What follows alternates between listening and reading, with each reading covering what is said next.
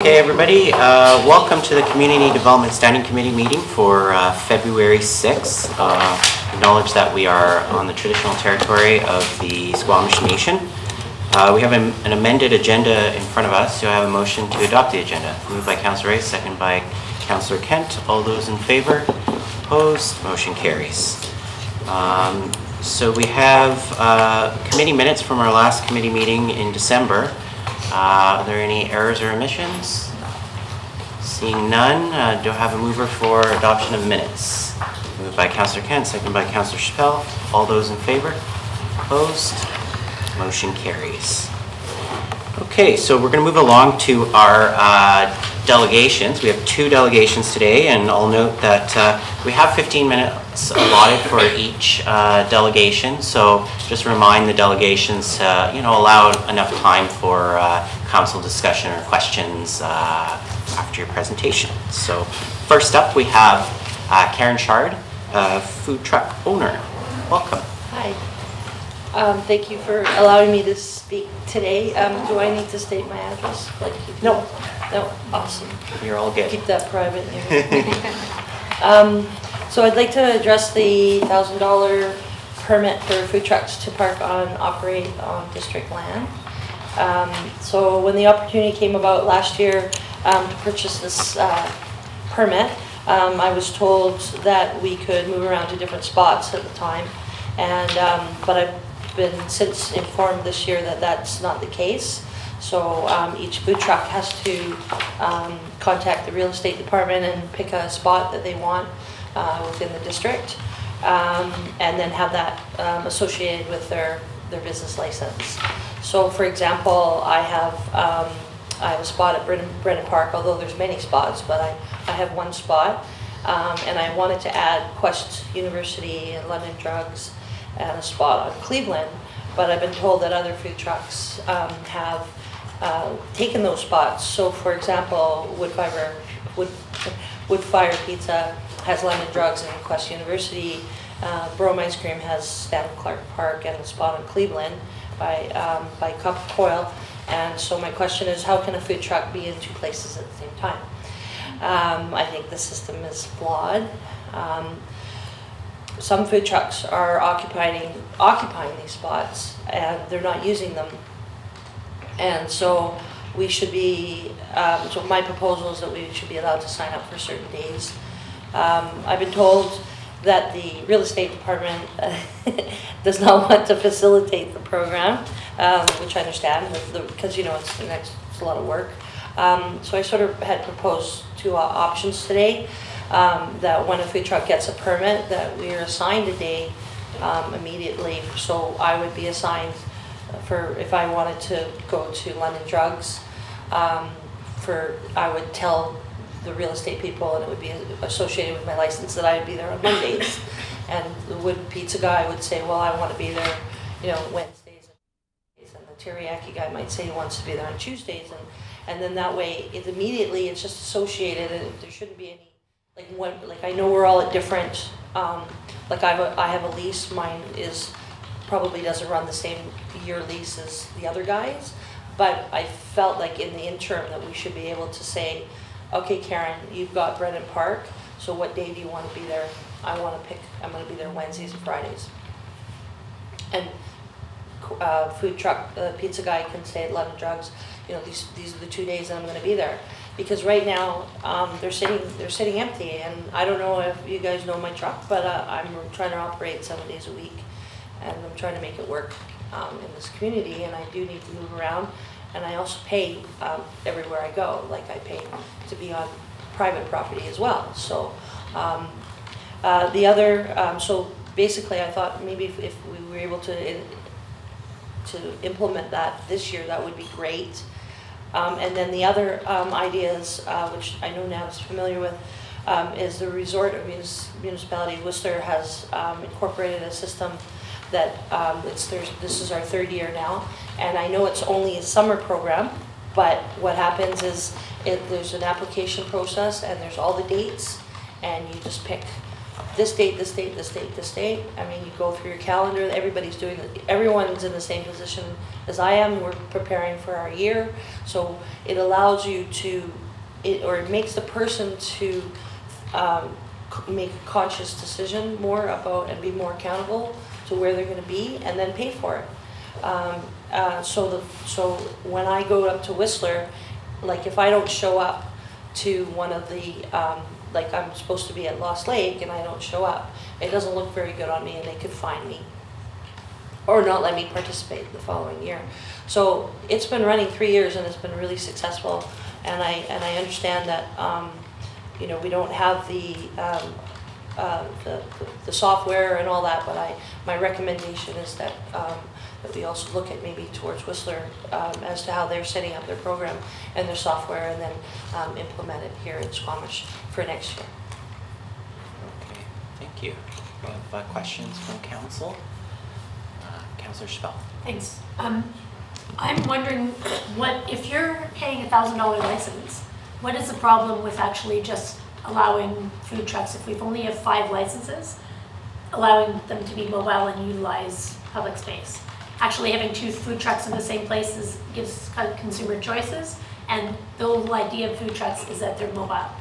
So I don't understand the restrictions placed on the $1,000 license and forcing one food truck to be in one place at the same time.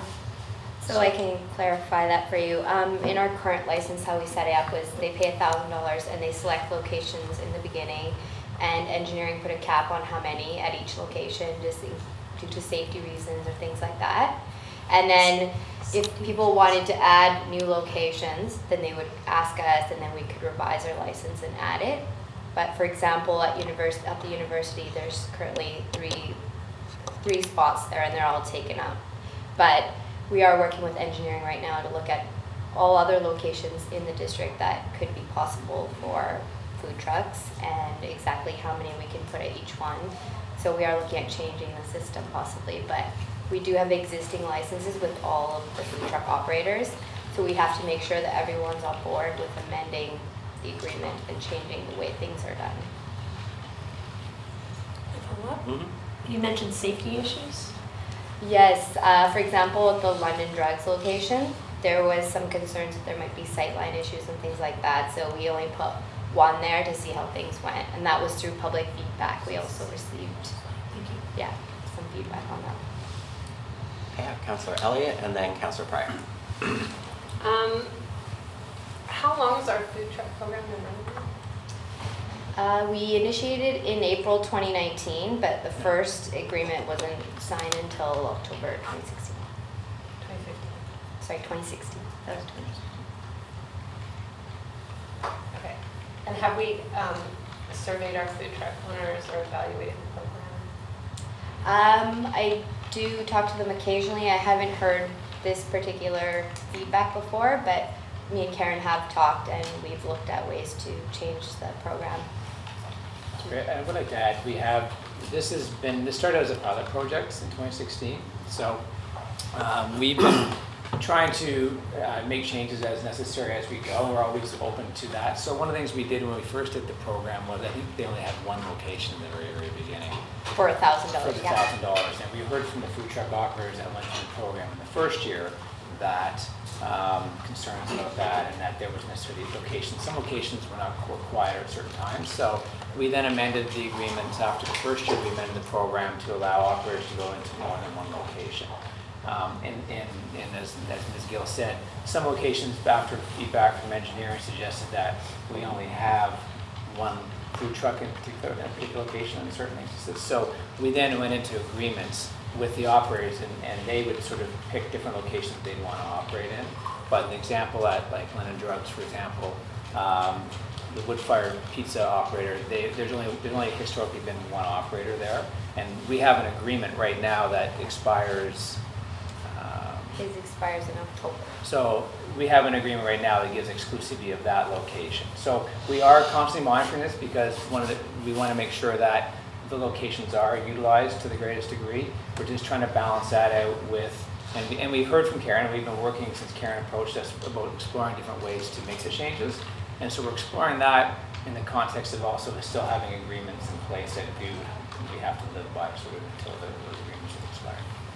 I mean, I'm not opposed to looking at this again, but I would want to make sure that we've checked in with all of our food truck providers. I want to change policy on the fly in a 15-minute meeting. Right. But, you know, it's a pilot project and we should be continuously improving, as we say, but we should do that based on data and feedback from community and our vendors.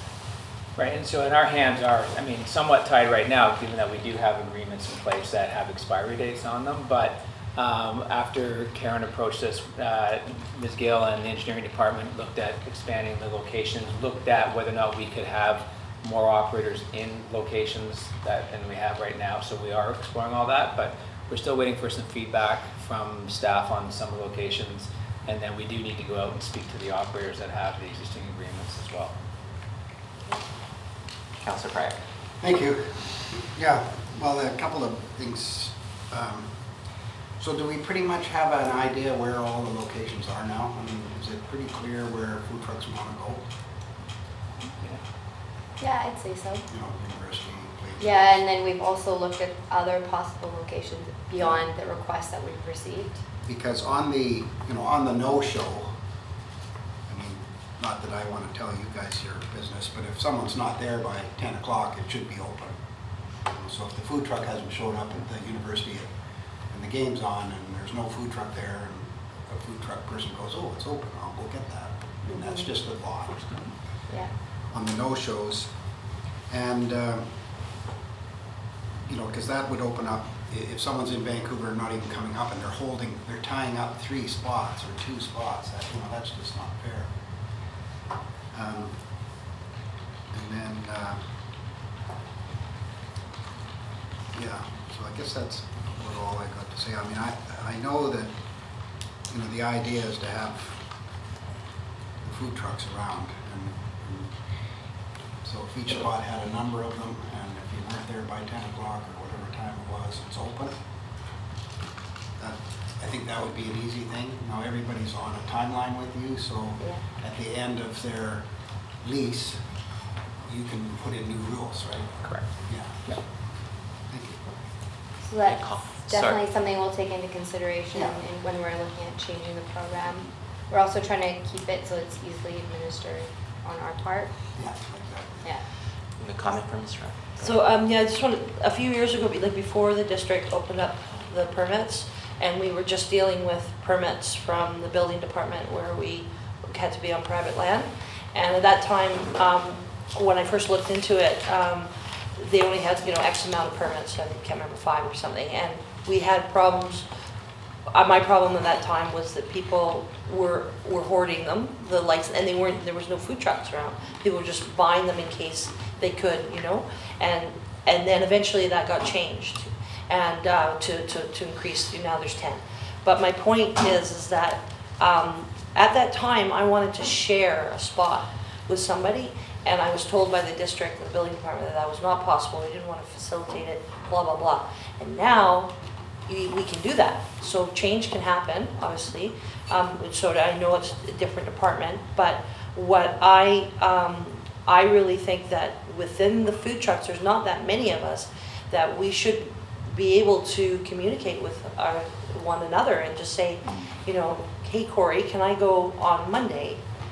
You know, if you're not going to show up on Monday, can I go on Monday? And I think like there should be a loophole, or there should be some sort of, like, oh, you know, if he was okay with that for this year, that it should be allowed. Just say that. Okay, I have Councillor Chappelle, Councillor Race, and Councillor King. What are the options for basically allowing Brendan Park, areas like Brendan Park, to be more open to like having multiple food operators, so that there are some, I think the idea of just, you know, limiting food choice to one food truck, especially in public spaces where there are no walkable restaurants. In a public space like Brendan Park, would it be possible to actually open that up to 3 or 4 operators at the same time, especially during soccer and when the public is, when there's public at the park? Is that possible? Yeah, Neil, if you want to speak to what happened last year with there's certain dates that are blacked out. Yeah, I mean, and I just want to go back quickly. Not every location is limited to one food truck. Again, it goes back to what the feedback we got from engineering. So for example, Quest University, there's the ability for three yeah. food trucks to be up there.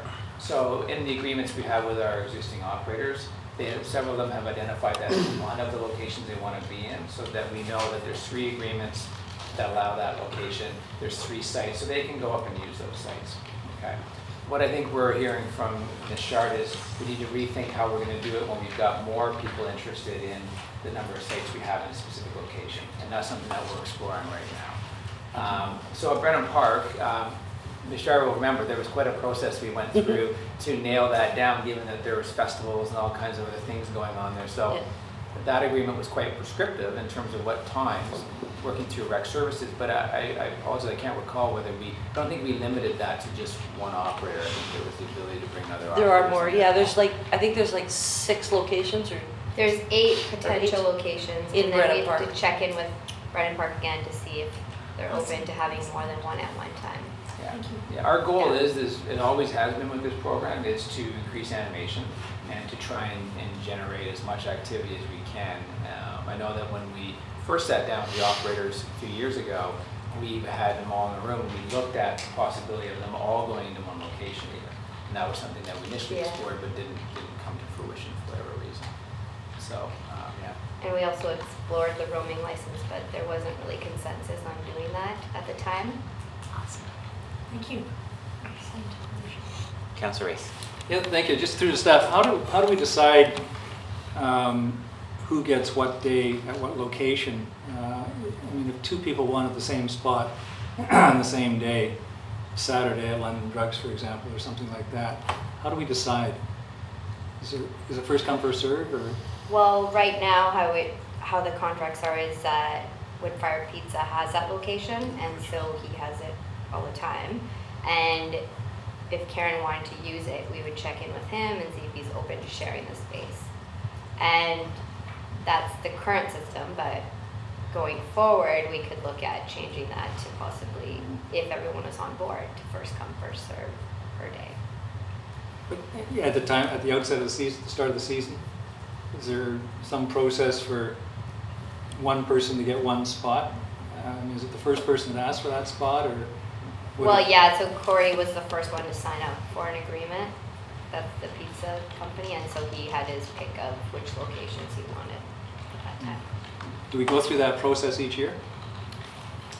Well, we've kind of grandfathered them, so his came up for renewal in October, and he wanted that location still, so he still has that location. And we're checking to see if we can possibly expand to more operators at that location right now.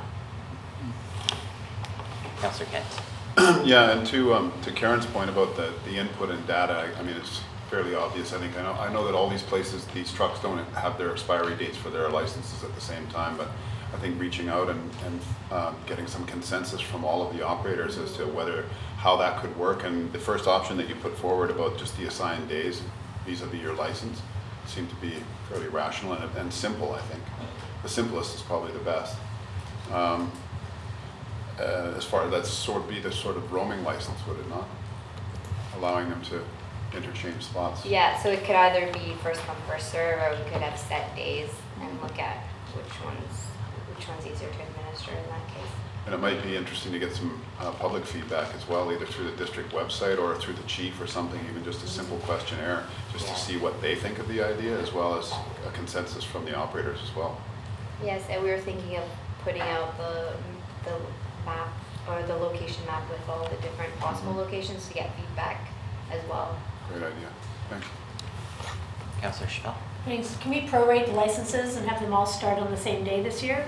So have prorated licenses, start them all January 1st, everybody signs up and then gets equal opportunity. I think it's very biased to say that whoever license comes up first gets choice of the sites. So by prorating their licenses for 1 year and then starting them January 1st, and everybody gets equal opportunity to bid for however we open it up and bid for sites, or have everybody come together in some sort of agreement with 5 licenses. It doesn't seem so prohibitive. And I like that idea just because I feel I missed out. Because I was under the impression, like, I mean, when I talked to Nav, I said, oh, I thought we were allowed to move around. And then it was like, oh, well, no, you can't. You have to actually have it associated. So that's my bad. I missed out on that. But then all of a sudden I found out that people had 2 locations. And I'm like, okay, I didn't realize we could have 2 locations. And I feel that if we have it all at the same time and everybody's presented with the same, information, then it might be a little. And maybe it's rotating spots every year, some fair way to do it. Councillor Pryor. Yeah, so the no-show is that, like, it's not fair to have 2 spots in one cart, to tie up the spots. I 100% agree with you there. And where the London Drugs is, I mean, every time, and that guy's not there consistently, because I shop in that area. And so there is a little grassy area to the west of that, on where the ramp goes up to the crosswalk. You can probably get another cart in there. And yeah, so the no-shows, I think somehow, like Susan's idea, getting everyone to license at the same time, and I don't want to make work for staff, and that just doesn't seem fair. And any chance of getting a spot out in front of my house? Sure, you can.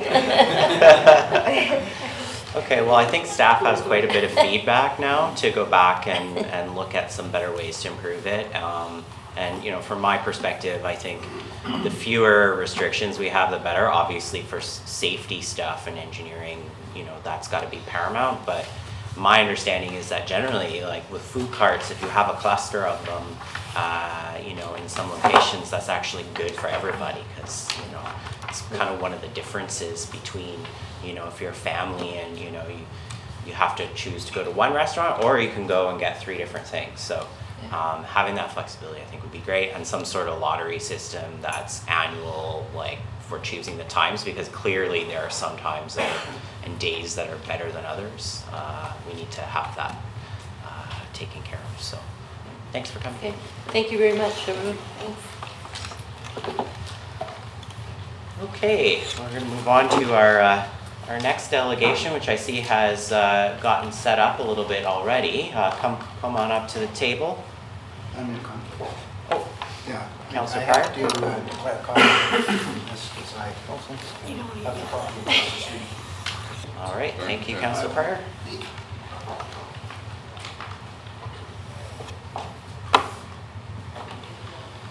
Okay, Welcome. thank you, members of the committee. I talk too much, so my wife tells me, so a picture is worth 1,000 words. So this is what we're proposing. I'm not going to flood you with floor plans and all the other nonsense you would normally look at, and I'm going to cut right to the chase here. What we're proposing to build is 250 long-term covenant protected, that's covenant in your favor, protected residential rental housing units, all privately funded. These units are desperately needed, not only in our community, but in most communities in the Lower Mainland. Why do we have such a shortage of rental housing? Because nobody can afford to build it, and the land costs too much, and building costs are generally too much. This deal works for us barely, just barely, if we get the height and density that we're looking for, because we essentially paid nothing for the land, or near next to nothing. It works out to $10 a buildable. What if we build this project? Typical land costs in downtown Vancouver area now $400 to $600 per buildable. So essentially we've got the land essentially for free. At $80 million construction cost, this would be the largest individual project ever constructed in the entire Sea to Sky corridor. There are projects spread out over multi years that are a bit more than that, but this is the largest capital outlay, private capital outlay in the entire history of the Sea to Sky corridor, other than the Sea to Sky highway itself. The issues. There's a bit of pushback I'm hearing around and about height and also density. The density on this site, and by the way, there's a tower there, there's another tower you can't see just off the screen. That's shot is looking north. There's another tower about the same on the south side of the site. Just the way this drawing was done, they couldn't do it justice by squeezing them both in there.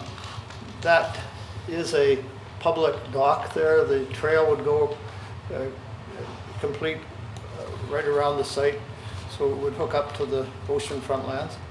That's a waterfront restaurant right at the head there you're looking at, and some retail on the other side. There's office space upstairs and second floor parking. There's no parking variance that would be needed for this project. You can't really do a parking variance on a rental apartment project, otherwise you wouldn't get any tenants. So pointless to ask for a parking variance. There's no parking variances or anything. And the other thing is the density. It's a little bit higher than what was been bandied around. I think it's 2.25, 2.25 to 1. There was a bit of pushback there from staff, not mega pushback. Oh, that's a bit higher than we were thinking about. In fact, density gets to the pushback point in Vancouver when you get about 15 times. Then they start to get a bit snooty about it. But things like the Trump Tower downtown are 20 times FSR. So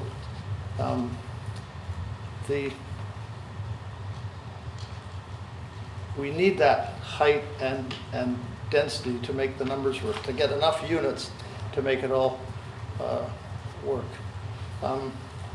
The other thing it would take to make this work is a relaxation or a complete elimination of DCCs and other various charges that you'd normally be chasing somebody to get.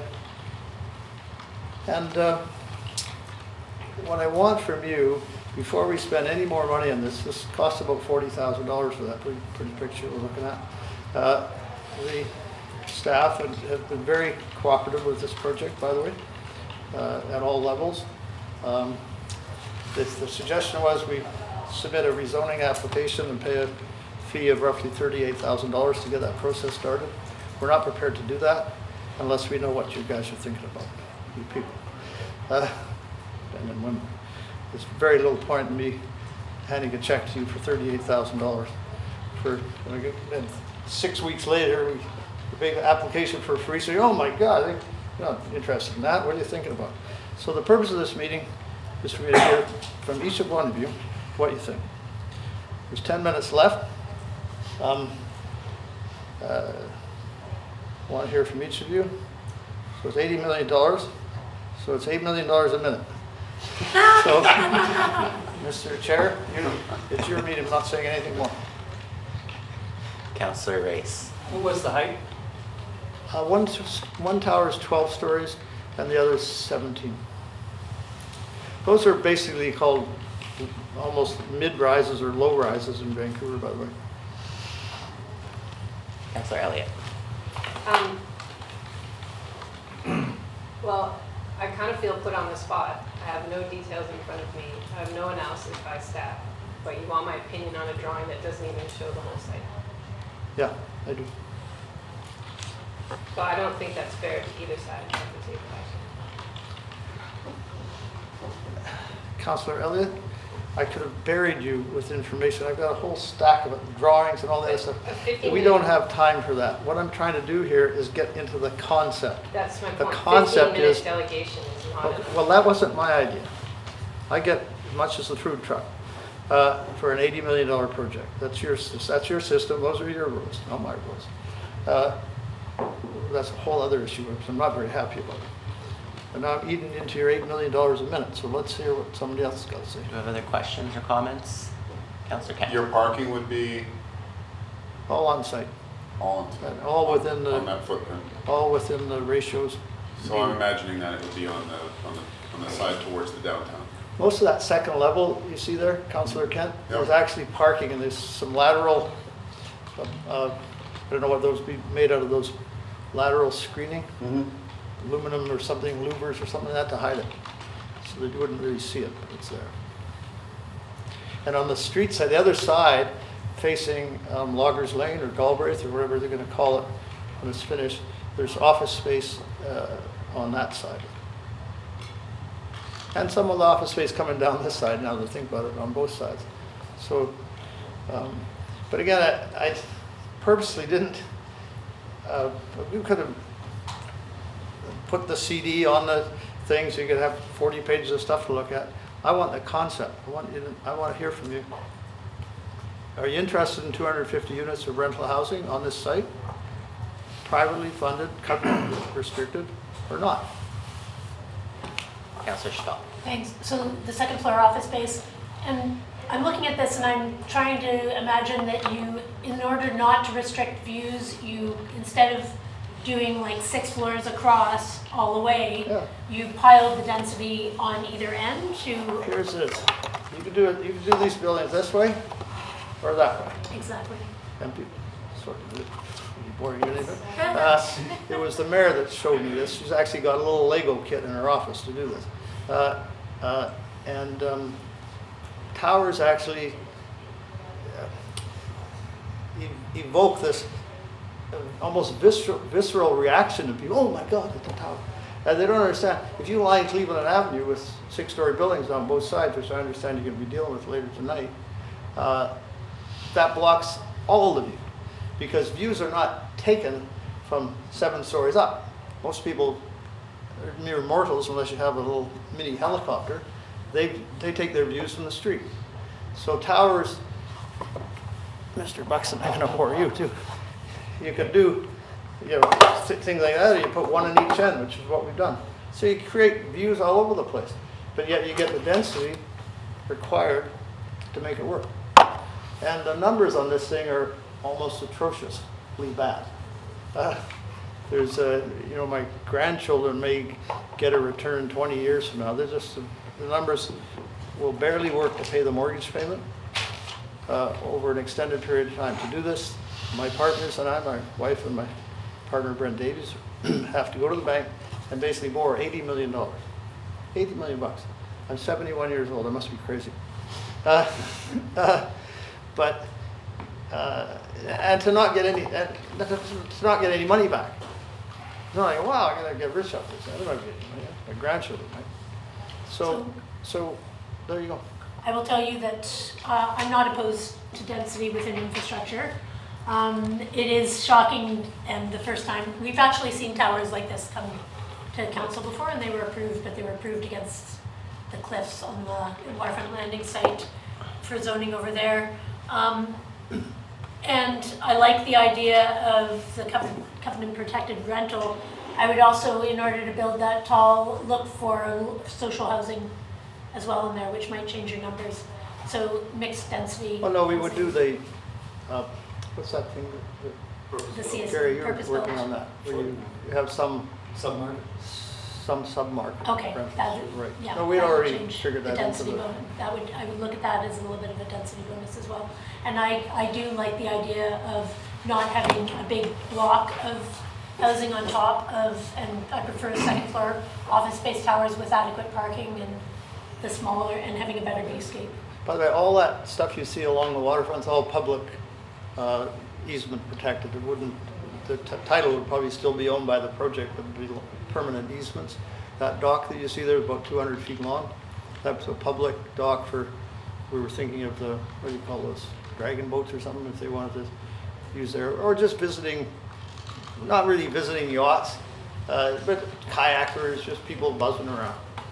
And you could make a neat route. You could launch at the yacht club, kayak or paddle around in a canoe, come all the way around and come out here.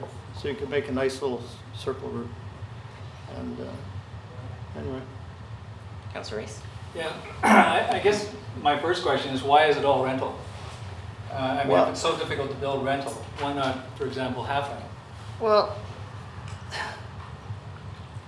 yeah, but that subject is banging around the table. I wanted to do one tower as condo and one as rental, but I don't know.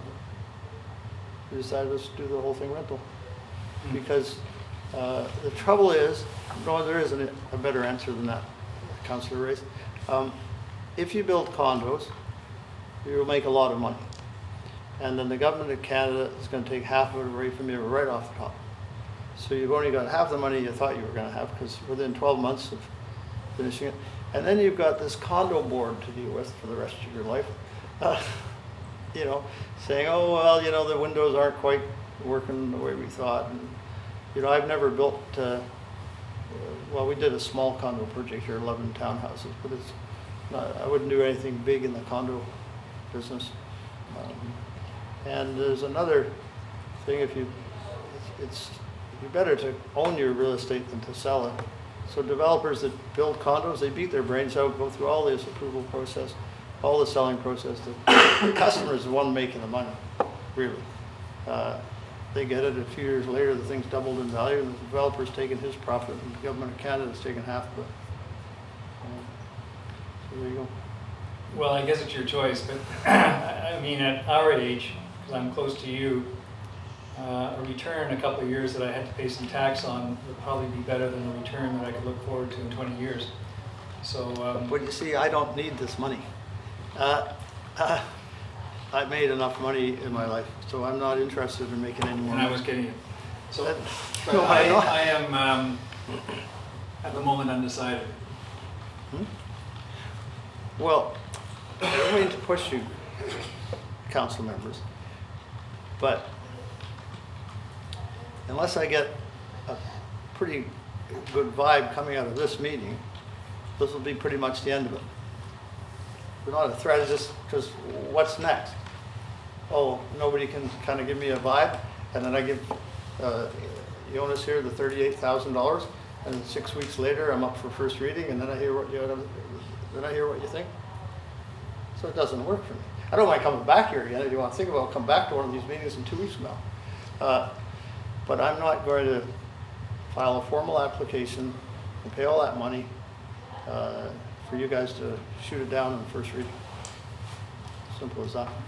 Yeah, and you know that's certainly you're entitled to choose on that. And you know we have in the past for certain larger projects had initial meetings to take the pulse of council. And if I recall correctly, I think at all of those meetings we were always very careful to make sure that it was understood clearly what you know legislatively we must do as a council. So Right. we can never automatically approve something without going through a process and hearing from the public, and you know it's a very prescribed process, so I don't think any one of us on council at this point in time would want to jeopardize that by any means, but you did get some feedback from the other council members, and I will inject my 2 cents in at the moment. My question is for staff, first of all. Under the legislation, are we able to exempt a market project from DCCs? No, it would have to be affordable housing. Yeah, so that, Only the affordable portion could be exempt from DCCs. the non-market. I've got a suspicion that market rental can be. If it's deemed affordable, so there will, I've got to check the legislation. Okay.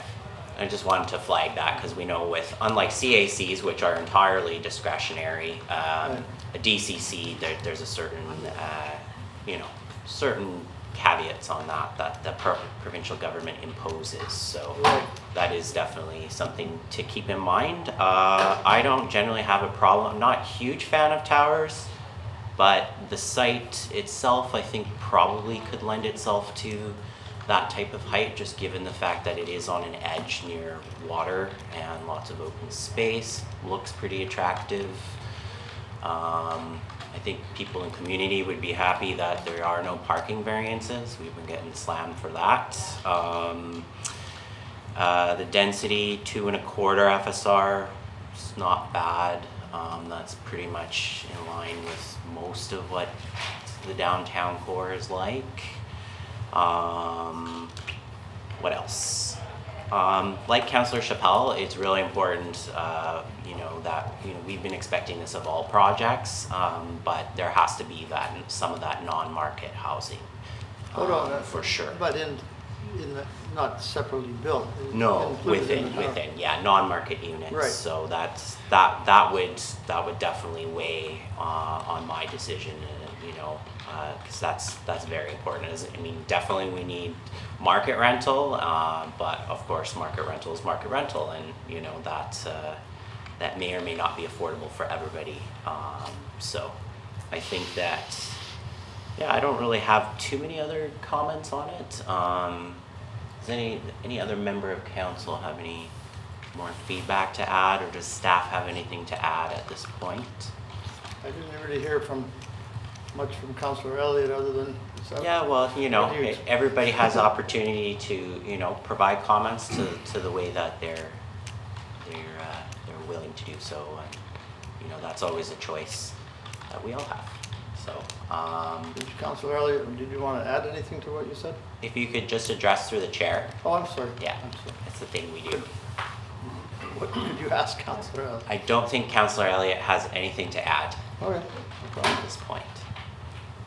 And Mr. Buxton, did we get an answer on that?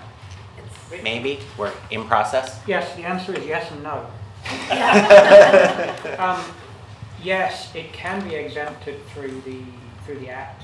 That needs to be done in our bylaw, so we would need to amend our bylaw to be consistent with the Act, because it isn't right now. Mhm. So our bylaw doesn't, but the legislation says yes, you can not collect DCCs for for-profit, affordable rental housing. It says affordable. So that, Affordable, yeah. the bylaw would need to define what council considers affordable. Yeah. So, Yes, it could be. It could be. yeah, I mean, my personal interpretation of affordable is non-market housing. It's not any kind of market housing, but By the that's, way, on rental, Mr. Chair, when you do a purpose-built rental project, the rents generally are quite a bit less, maybe even substantially less than what you'd expect in a market sold condo, Mhm. because those units have fully, washer, dryers, and, they're paying a lot of money for them, probably $600 a square foot right now in Squamish to build, to buy into a mid-rise, 3 to 6 story building. Is the selling price per square foot is, in round numbers, about $600 a square foot now. So that's why you'll see, 2-bedroom apartments, they're asking $2,500 a month for them. So when you do purpose-built rental, you're still building quality, because you can't, if you're gonna own it forever, you actually, in some ways, you build, you put better quality into a lot of it than if you were just doing a condo, where you're only around for a couple of years until you can skip town and fold down that shell company that you built to leave everybody holding the bag. You tend to put better mechanical systems in. Probably we would look at geothermal on this tower, on the towers, or geothermal for the whole thing. Geothermal, by the way, is like the holy grail of heating systems. It should be almost mandatory, and in some countries in Europe it is mandatory. You can't build housing in Sweden and Norway, I think, without going geothermal. And all of our houses at University Heights, as you probably know, are all 100% geothermal. And so we would look at that, because we, as the long-term owner, are going to be paying the heating bill. So the typical condo in Squamish is a what do you call it, ecological nightmare in a way. Everybody puts cheap electric baseboard heating in them, because that's the cheapest thing to do as a developer, and then the condo owner gets stuck with it, paying the huge electric heating bill. Yeah, and the only other thing that I was going to add too is I do recall one of the things that came up in the housing task force was the fact that we do need to increase the supply of purpose-built rental because of our town's history, we don't have too much of it in comparison with other communities. So that's definitely a more secure type of rental. Right.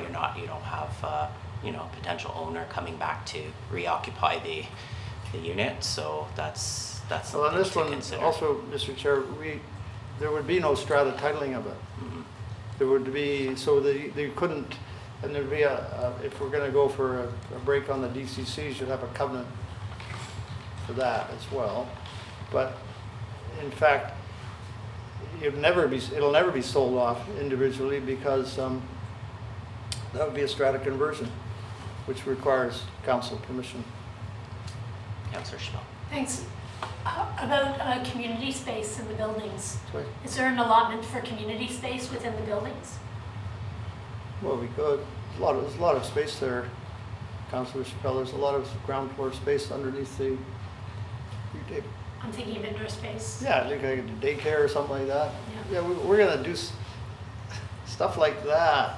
We have to do as long-term owners and renters. You think the whole psyche is different.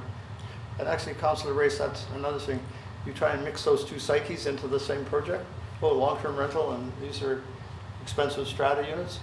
You know, it kind of, even though they're separate towers, there's a lot of common space, so there's different. So we, as a developer of this project and long-term owner, are going to be busting our neck to make sure that we can attract and keep long-term tenants. Like, for example, bike storage. I think in our plans there's some bike storage. And these plans are available. The staff have them. I just didn't want people flipping through plans in this meeting, because it's the big picture concept I'm looking to capture here. And Okay, we have Councillor Kent, and being mindful of the time, I think I'll we're keep going to it wrap succinct. things up. I'm not adverse to the concept. thank you. This is the concept. That was very I succinct. get Okay. We have a member of the public that might want to. If you want to make a comment, please come up to the table so the microphone can. And please keep it brief. We do want to move on in our agenda. Got a heavy one. Maybe we can get that $8 Just a- million a minute down a bit if we talk a bit more. Just a quick question through the chair, if I may. As you know, my background is somewhat marine oriented, not unlike Doug Day, who I have known for a few years. Would that site in concept be of interest in terms of a high-speed ferry operation to and from Vancouver?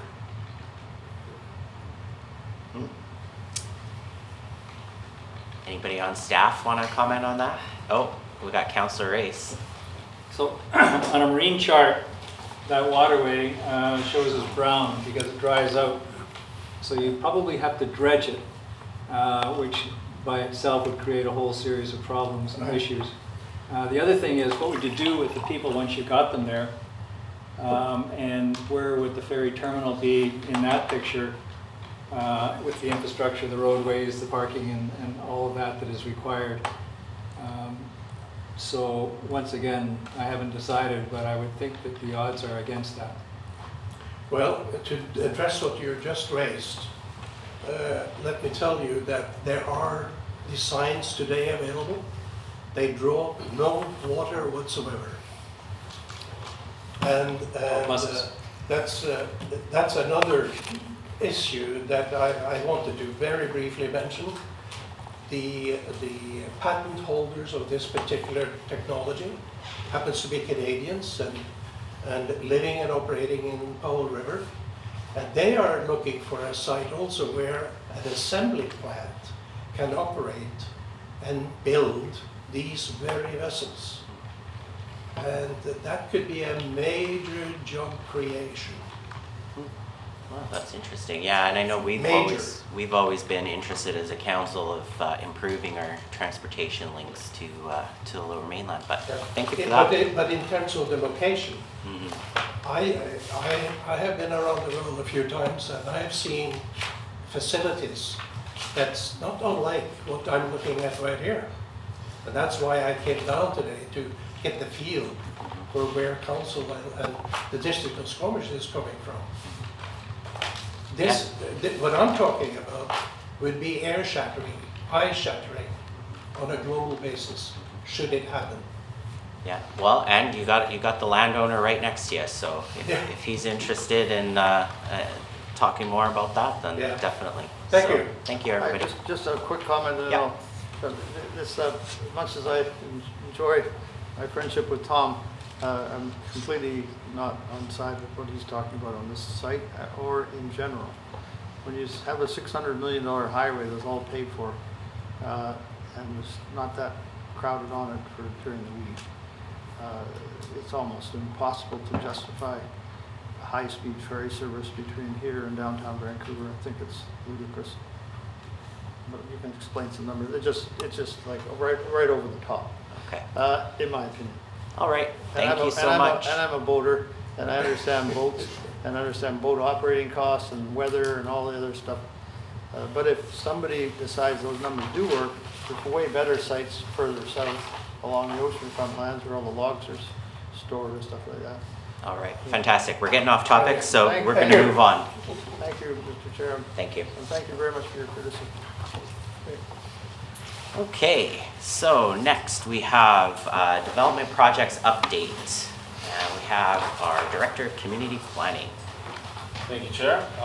We've got, I think we missed last month, we missed the CDC meeting, so the list of, was it? Okay. Can somebody get Ted too? Oh, yeah. Yeah, well, let's just wait until Councilor Pryor, sorry.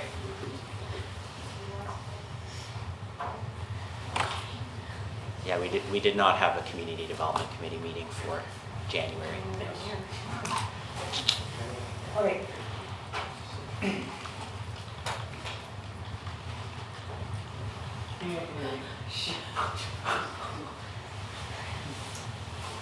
All right. Alrighty. So because there was no meeting last month, the list of new applications is a little longer. We've got 11 new applications since the last time we met. And I just highlighted 2 of the new applications. One is called Railtown. It's the first project on the list. It's a site in the Mud 1 district in the business park, right next to the railroads. It's the site that goes all the way from Pioneer over to, I guess it would be Government Road. And Railtown is proposing 27 studio 1 and 2 bedroom apartments on 3 levels, and they're proposing that all of those be purpose-built rental. So that would qualify for an expedited process under our draft development priority application policy, which is coming back, I believe, later this month for council's review and hopefully approval. So that project would qualify as priority, and we would recommend that we proceed on that basis for the time being, unless something changes after the council meeting when the policy gets considered. Okay. And it's a similar situation for 2017-91, which is the second from last of the new projects on Aston Road. It's the project is proposed to be built to a passive house standard, which again would meet that draft targets for step 4 or above in the new building code. So we'd also expedite that project. And that is all I have in terms of updates, and if council has any questions, I'm happy to answer. Okay, Councilor Chappelle. Thank you. For the Aspen and the passive house, is there a way that we can facilitate policy that if somebody wants to build passive, that they don't have to get a variance every single time they come back to council? That the project needs thicker walls in order to meet passive standards? Absolutely, I think that's something that we will be looking at with the zoning bylaw update. Absolutely. Which we're just starting to kind of plan out right now, but yes. Yeah, I'd be totally interested in seeing that policy adjusted for any green building structure and any building science that requires a little bit of a larger footprint. It'd be nice to not have to come back for variance every time. Yes. Councilor Race. Thank you. On the same project, when I read that, I was reminded of the presentation we had on radon gas. And I was just curious if the building code with a building like that would require ventilation for radon. Passive is, as we all know, is generally tight. Yes. And just to that presentation, if I took it away correctly, is that can sometimes cause problems by not being able to vent the gas. And there was a discussion about the building code, and I don't know where that ended up, but would we ever look at something like that? We're going to have more and more passive buildings, and I think it's generally a good idea to deal with that potential issue at the outset in the construction phase. Yes, so I can't answer that question right now, but what we could do is look at it and maybe have a follow-up once that application, once Orphis will be the first of a passive standard. We could include discussion about building code requirements. Okay, Councillor Well, Pryor. just on the radar and gas, yeah, in the passive homes, it's totally vented. It's a big thing, it's coming. All the new building codes will require radar and gas venting. I didn't really realize how much problem that radar and gas can have on people, it's a big one. Okay, got Councillor Elliott, Councillor Kent, Councillor Chappelle. For the Railtown development, are any of those housing units considered live-work, or are they fully separate from the? I believe they are all apartments. The way our bylaw works is basically a live-work unit is a unit you can work at to a larger extent than you would with a home occupation license. But in terms of construction, what we've been seeing is we're assuming that they're apartments, and the bylaw allows for it. Yeah. And has that one been to ADP yet? No, we've just received it, I think, a week ago. Councillor Kent. Yeah, to Sue's point on the passive variances, I like the fact that to adjust policy for that, so we don't have to drag them through the process each time. Where on Aspen is that? It must be near the government, Yeah, it's And? close to the intersection. which, north side or south side? It would be the west, I guess, the west side of Aspen. Everyone thinks It's that the It's empty tucked lot in. where they Right. treated all Around the east-west. Japanese knotweed? that would be north or south. Of the Okay, east-west. yeah, Oh, right. Yeah, okay, I got it. That's the one we're using. Okay, I think we all know. Yes. Yeah. Okay, got Councillor Chappelle and then Councillor Pryor. When does Railtown go? I thought Railtown had already been to ADP, or did it change hands, or? Railtown hasn't gone to ADP yet. I mean, there was a different application on that site previously, which was, I think, for townhouses, but it hasn't gone anywhere. Okay. Thank you. Councillor Pryor. The Squamish Valley Carbon Engineering rezoning, Yes. Squamish landfill and the Squamish landfill, so that's on district property? It's not on district property, it's just southwest of the landfill. So it's right on the corner, if you're driving towards the landfill from the highway, it's right as you go around past the landfill and you go around that corner, it's that corner side. Not where the horses are. No, that's the hydro line. Yeah, so it's on the west So side. the Squamish Valley Road and Government Road intersect. Oh. It's the piece of land immediately opposite that intersection. It's a large parcel. Yeah, it's Yeah. 60 acres. So that's district-owned land? No, No. it's not, it's a privately owned land. Well, I'm looking forward to seeing what that is. Councillor Chappelle. Thanks, on the same thing, can we get an update from Carbon Engineering? I know the board's changed and a lot of the technology's changed, and I'd like an update from Carbon Engineering. I know that they're not looking at liquid fuel anymore, they're looking at methanol, so I'd like an update before. Well, we could probably time an update with when this That'd be application comes excellent. forward. We can request that. Yeah, and meet the new From the board too, office. I think is important. As a large company in town, it'd be nice to meet the new board. Okay. CAO. Through the chair, I'm just curious, it's not normally something we do bring boards of Yeah, That's about the chair of the board. private company. Yeah, private company. But Something we requesting normally do, so I'm just large curious. land use changes and a change to our OCP. So I'd like to know what the company is doing, and I don't think it's unusual for an OCP revision to understand what the company is doing. So, and since it is a science endeavor, it'd be nice to have an update from the chair, I or think. whoever the company represents. Yeah, I think that probably what we would want to do, if I'm understanding everybody around the table here, is that we would want, we are curious to have an update, given that, it's been some time since we last touched base with this particular proposal, and given that it is a very large piece of land, to invite a representative or some sort of feedback from opportunity for them to come to council. I think extending the opportunity would suffice. So CEO, does that make sense? Okay. Thanks, Linda. That's good. Okay, we've got Councillor Kent, and I'm just going to do one more round and then we'll go to the audience. Just my pet peeve on the gateway, anything new? I can't walk over that. There is no new update since the last time we spoke about it. You can be sure I'm always gonna ask. Okay, thanks. Okay, we got Councillor Elliott and then Pryor. Across from the Mud 1 zoning, so across Queensway, Yes. there's activity on that site and they cleared some of the buffer between them and Aspen Road. And preloaded it. Do we know what is happening there? Is it just a DP or? It's landscape, there is no development permit unless there is a delegated one. I don't think so. I know that they have a site operation permit for some of those works, or at least our engineering services are very well plugged in into what's happening on that site. So we're actively monitoring. But I'd have to go back to engineering to confirm whether there is a site operation permit.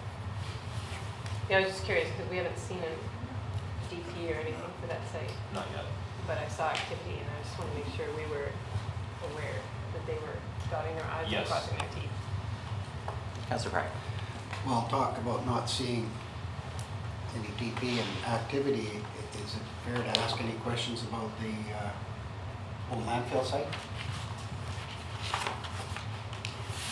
I mean, we don't have we don't have an application for that site. I'm just Mr. Buxton. throwing that out there. Council received that correspondence via the OCP. You're as now informed as we are Yeah. with respect to that site.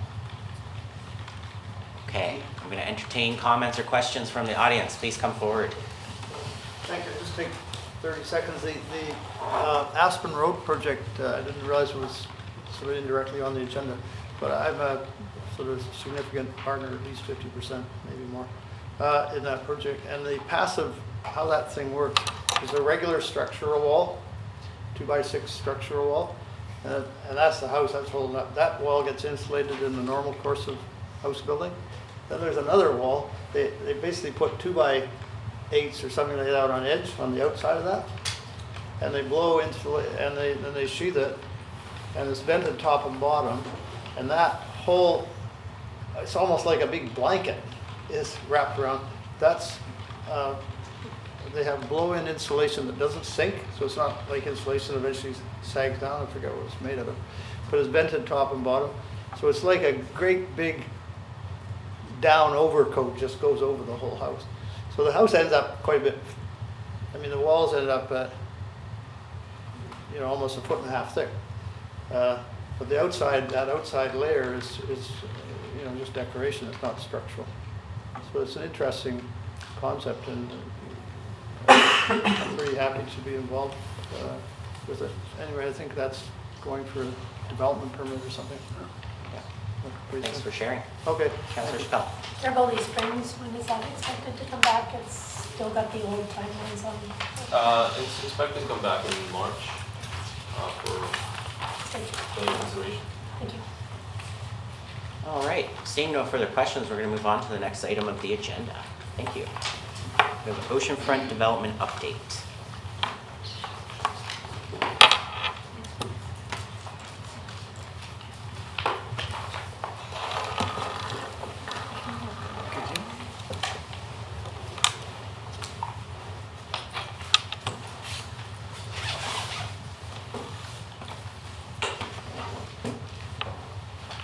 Good afternoon. Dave Marrow, Director of Major Projects, and I have with me today Elaine Naisby, Planner at the District, Jess Herman, and Carlos Tavares from Newport Beach Developments. I'm here today to provide an update on the Oceanfront development. So the presentation will give a very brief overview of the development. We'll go through some of the construction that's happening and upcoming, and we'll also provide an update on the development progress itself, including the Green Tech Center, zoning, OCP, and PDA amendments, and the Oceanfront project. So the Oceanfront development, just as a refresher, it is made up of 59 acres of former industrial land on the south peninsula of downtown. It also includes an additional 44 acres of adjacent water lots. And at full build-out, which is anticipated to be approximately 20 years, there will be an additional 6,500 residents, 2,300 jobs, and 21 acres of parks, public space, and community facilities. So as community members and the public is likely aware, construction has started. The first project that was completed this summer was the Vancouver Street sanitary sewer upgrade. That project was part of the DCC front end agreement between the district and the developer. And essentially the project is required to handle increased sanitary flow from the development. Consisted of upgrading about 360 meters of the existing aging sanitary sewer main to a large diameter. The replacement was done along 3rd Avenue, down Vancouver Street to Loggers Lane. And there is a pretty picture showing the project. I think I have to call comment on this, unfortunately. I am property kitty corner. I'd just like to say that the construction of this project was, it had its challenges, and I think one of the key successes was working with the terminals too. It was pretty difficult to have this large diameter, 4-meter deep sewer main constructed through a major truck route and intersection. So I have to give kudos to the team for communicating well with the terminals and getting that project completed with no delays to them. Continuing on, as I'm sure most of you can see down on the peninsula, main road construction has started. Again, it's a DCC front end agreement project, and this main road will provide access, it'll be the main access point to the Oceanfront development. So essentially what's been completed to date is a lot of fill has been placed on the future alignment of the road, which is essentially the same alignment as exists today. And the fill has basically two purposes. One is to act as preload, which is basically a weight to compress the soft soils beneath the ground so that in the future the road and the surfaces won't settle. And also, as you're aware, the whole peninsula has to be raised about 2.5 meters for flood mitigation purposes. So the preload will actually act as the structural in the future. Work completed to date, we constructed a temporary access road to get people to Carbon Engineering and the Oceanfront Beach. And we relocated an old water main that was beneath Galbraith Road because it would have likely failed with the settlement. And as I mentioned, the pre-load has been placed. And just for reference, we've seen about 7 inches of settlement in some of the places. So that's a fairly significant amount and would obviously cause issues with construction if we hadn't done the pre-load. And there again is a pretty picture provided by ISL Engineering. That's sort of the southern portion, or sort of the northern portion of the peninsula looking north. And you can see the temporary access road running north-south and the preload sort of snaking along the existing Galbraith alignment. So as far as upcoming construction work, once the preload is complete, which is expected in the next month or so, water and sanitary sewer services will be brought in from essentially Vancouver and Loggers. Will be brought in along the alignment of the main road. In addition, storm sewer infrastructure will be installed within the main road. And the main road construction will be complete in an interim form from essentially the north end of the peninsula to Lot 4, which is where the Green Tech Center is proposed to be located.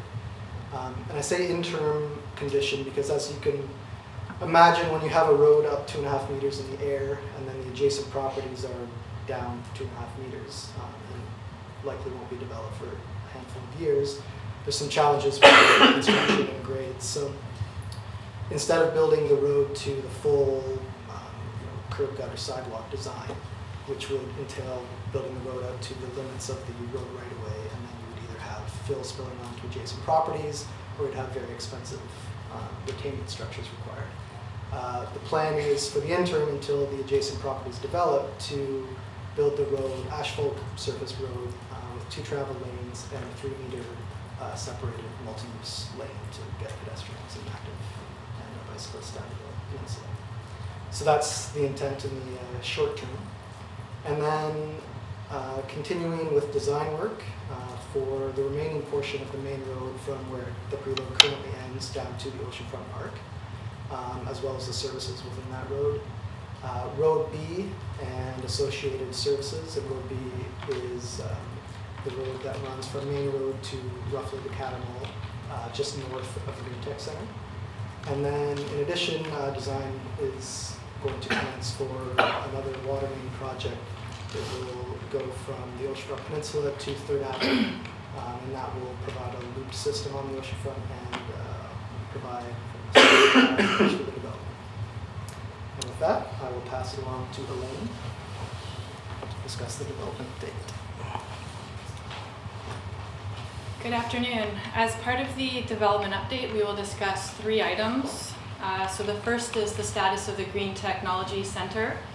The second is a suite of amendments. It's a current development application that staff is reviewing. There's 4 elements to it. The 2 more substantive elements include an increase to height and density for the employment lands, as well as rezoning the water lot to marina use. And the third part of the development update will be a discussion of the Oceanfront Park. So the Green Technology Center, this was the first development permit authorized at the Oceanfront. And so the applicant is working on the DP conditions prior to issuance, and they have finalized the flood hazard report. There's a few remaining items that they're working on. They're also working to secure tenants for the building, including the potential for a university that might use this space as a bit of a catalyst before it grows into the adjacent education block. So the development permit application that I mentioned is a suite of amendments that would require amending the zoning bylaw, the sub-area plan in the official community plan, as well as amendments to the PDA. So the 4 elements of this, the first is to increase the building height and density on the employment lands. And to do that requires 3 amendments. So the first is a rezoning from what's currently 3 and 2 stories to allow for 4 stories, as well as a amendment to the maximum floor area ratio from 1 to 1.5. And finally, the sub-area plan in the official community plan has a restriction on the gross floor area of employment space at 58,000 square meters, and this application would increase it to 78,000. This is the zoning for the oceanfront. So that amendment that I was just mentioning was for blocks B in blue that you can see there, and the C just above it. And then for context, that there is the Green Technology Center. It spans a portion of Block B as well as Block C1. So the next 2 amendments, the one is to allow education use on Block B and C1, and that relates again to the university. The third is the general zoning bylaw amendments that have occurred in the last few years. The would also apply to the oceanfront through an amendment to the PDA. So the last amendment that relates to this suite of amendments is to rezone the water lot to marina use. So Newport Beach Developments has a temporary license of occupation on a crown parcel that's located alongside the Oceanfront Peninsula on the Mamquam Blind Channel, and that license allows for marina purposes. The water lot, which is shown in pink there, that's the full crown land lot, is currently zoned industrial I3, and so the proposal is for a marina zone. Currently staff thinks the best approach for this would be, rather than extend the CD69 zone across that lot, would be to create a new marina zone that could be potentially used on other water lots up the Mamquam Blind Channel, so taking a bit more of a holistic view of that. And so staff is currently reviewing marina considerations and required infrastructure for this. And this shows the sub-area plan in the OCP that includes that water lot there. So Carlos Savarce with Newport Beach Developments will present an update on the status of the Oceanfront Park, and this will include the public consultation process to date and planned for the coming months, the recent selection of the park design consultant, and an overview of what the completed park will include. Just wondering if maybe we could break for questions just for that section that we just finished. Any questions? Councillor Chappelle? Can you go back to the rezoning? Not the water lot, the employment rezoning.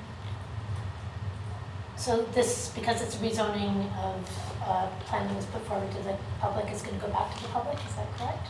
I'm not, with public input, I would not be opposed to density. I actually appreciate densifying the employment lands. That has to, because it's in the plan, it does have to go back to public consultation, or? Well, certainly there will be a public hearing as part of the rezoning process. We haven't had a public information meeting on it, but that's possible.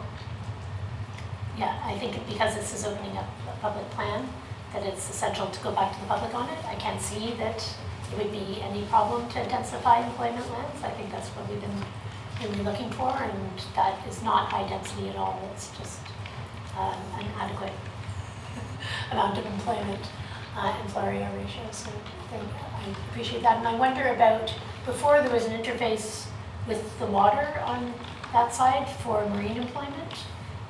Is that still in the plans, or is that being now used for just regular employment? Block, or do you want to go ahead? No, go for it. So yeah, the marine employment is the block C that you see on the screen, as well as C1 is sort of a version of C, and so those uses aren't going to change. Those are still the marina employment uses. With the pathway across, is there actually access to the water there with the walkway all the way around? Or is it just land-based marine technology? No, through you, Acting Mayor Blackman-Wolf, there is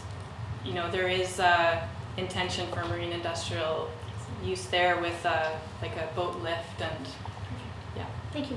Okay. Councillor Elliott? Just on the height question, the original zoning has it 3 stories and then 2 in C. Were we trying to step down height? Was that the original intent of the plan? Through you, Acting Mayor, I believe it was, and so part of the staff review on this has been feedback to the applicant of a concern of that, and so the current thought is that maybe there will be a requirement for a step back from the catamole at a lower height. Currently, we're thinking of 1/3 of the building width, but we're trying to land on what would make the most sense for a step back so there's not a 4-story building height right adjacent to the catamole. Yeah, that was my concern when you brought that up, was we had considered this in the original agreement, not. Yes. I have a question about the marina zone. Is that going to allow float homes? So this amendment has been in stream for some time. This is the 3rd version of it.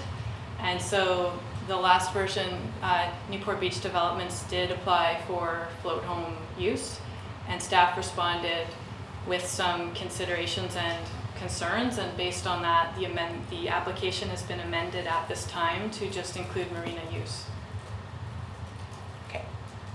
Any other questions on this section? Councillor Elliott? Are we considering boat launches as part of marina use? If this plan is to sort of take this all the way down. Yeah, no, through you, Acting Mayor Blackman-Wolf. There are, so. He's just the chair today. Chair, sorry. Okay. Carlos will update as part of the Oceanfront Park. There are 3 boat launches included with that. My understanding is that none of them are motorized, so that's definitely a consideration. But in the phased development agreement, there's clear language about boat launches at the Oceanfront Park. Did that answer your question? So if we're trying to create a zone that will move all the way down the Manitoba Blind Channel, should we be considering that? Not that it would have to appear in each one, but should it be included in whatever zoning staff's working on? Because we know motorized boat launches are required. If I may, I think boat launch would be considered an accessory use to a marina use, so it would Okay. be given as an allowed use. Okay. All right, any other questions on this section? Okay, let's let you move along. Okay, so I'll pass it over to Carlos. Want me to sit there? Sure. Okay. So, just to give you a little update on the timeline, you hopefully have noticed and participated in the online survey that we put out in July. We'll be announcing today that we'll be closing that survey a week from today. So it's been open for quite some time now. We have just shy of 1,000 respondents. We're about 940 currently, so we're hoping to get that over and get 1,000 respondents. What we're planning to do now is to move into direct consultation with the various community groups. So we have a stakeholder feedback form that we'll be sending out, and then our team will be meeting with those community groups one-on-one. And then we'll be compiling that information to give to our landscape architect and marine engineer who have won the bid to plan the remainder of the Oceanfront Park. Separate to this meeting, I think that you all are probably quite interested in the results of that survey, and we're going to work with district staff to put those together and present that hopefully in March, I believe, at a committee of the whole meeting, and then obviously have that information available to you. The kind of next steps in our mind are that we'll come back to the community once we have a preliminary plan that's been influenced by those various phases of consultation, and we'll present that to the community and get some feedback on that. And then something that Dave Morum actually brought up was it would be great to, at the end of summer, perhaps have a final plan displayed to the public, so long as all this planning process goes right, actually down at the oceanfront. And at that time we can interface with the community and discuss what those construction timelines will look like and what impacts that may have on the park and its use. This is an oceanfront park planning process board that we had up. So during the summer, we also we had a lot of open houses that we set up booths at. They include the Squamish Farmers Market, Windfest. We went to a Sorka social ride, and the Brackendale Fall Fair, which was a wet one. So that all took place during the summer, and really it displayed all the plans that the SODC had compiled and all the updates that we had to share with the community, and we were just able to interact with a lot of people at these various events. We heard what you could imagine, what you can do about the wind, build it already. We've been talking about it for a long time, and all I want to do is walk my dog down there, so we've got some great feedback to work with thus far. And so this is just the next few steps. We're going to be going out to those community groups, as I said, this month, and then present to you next month, and then we're off to the races, hopefully. And so on that, I think Jess is going to speak briefly about the consultant team that we've hired that we're super excited about. Yeah, so we're happy to announce that we retained Anchor QEA to further develop the oceanfront designs that were originally put in place by KWL. So a little bit about Anchor. They're a niche firm with expertise in engineering, landscape architecture, planning, as well as environmental specialists. They're based out of Seattle, which might seem far away, but what they lack in proximity, they make up for in experience. They have relevant experience on over 45 park development projects, and that includes the Seahurst Park in Washington, which is the picture at the top there, as well as the Olympic Sculpture Park in Seattle, and the Bellingham Waterfront redevelopment, which also once housed a chlor-alkali plant. And so we're excited to work with them and bring their expertise on our team. And I just thought we'd flash this slide up. So our Bible kind of in the office is the Phase Development Agreement, or the PDA. And pretty explicitly in the PDA, it's outlined that before we are able to get occupancy on a residential unit down at the oceanfront, we have to complete the park. Up there is a list of the various items that should be found within that park. And the plan that's the landscape plan was drawn by PWL at the time. And so there are various permits and environmental reports that are tied to this plan. So our intent is not to deviate significantly from it. We just want to make sure that everything that is planned to go down there will stay there, especially the park that we'll be building into the water. So all of these items will be integrated into that park. And as far as boat launches go, I know it's probably not the answer you're looking for as far as a motorized boat launch, but it was proposed that there would be a hand boat launch here that made part of the sailing center. And then there'd also be an ability to walk your boats down onto the Windsport Beach, and that was envisioned to be canoes, kayaks, paddleboards, things like that. Yeah. All right, thank you. Any other questions from council at this point? Councilor Race? Do you have a timeline for starting to fill in the park construction?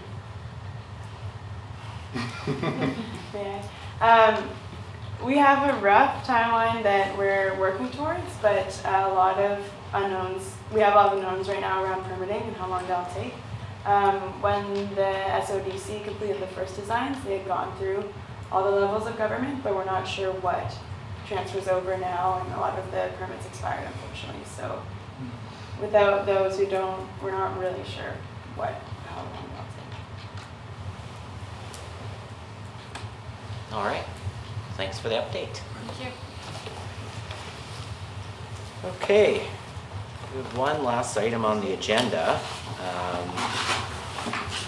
Invite Mr. Buxton to take us through it. Trail referral. Thank you, Chair. Just a very brief update. We've got a referral from the Crown with respect to proposed new trail development. I sort of top of down drive around that area. It sort of connects parts of Jack's Trail around some private land.